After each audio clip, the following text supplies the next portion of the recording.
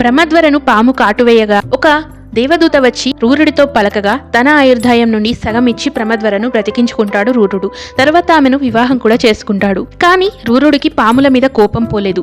కర్రతో కనిపించిన పాములను చంపడం మొదలుపెట్టాడు. చెట్ల వెంట పుట్టల వెంట తిరుగుతూ కనిపించిన పాములను చంపుతూ ఉండసాగాడు. అలా చంపుతూ ఒకరోజు డుండుభం అనే పామును చంపడానికి కర్రను పైకెత్తుతాడు. ఆ పాము భయపడి, తేజోవంతుడివి అయిన బ్రాహ్మణుడివి అయిన నీవు ఇలా పాములను చంపడానికి కారణమేమిటి అని అడిగాడు. రూరుడు, నా పేరు రూరుడు, నేను ప్రమద్వర అనే ఆమెను ప్రేమించాను.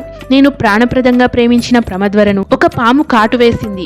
అందువలన నేను పాములను చంపుతున్నాను, నిన్ను కూడా చంపుతాను అని చెప్పి కర్రను పైకెత్తాడు.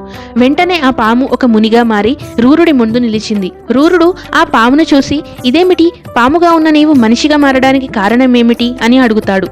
అందుకు ఆ పాము, నేను సహస్రపాదుడు అనే మునీశ్వరుడను. నా సహచరుడు ఖగముడు. ఒకరోజు నా సహచరుడు ఖగముడు అగ్నికార్యం చేస్తున్నాడు.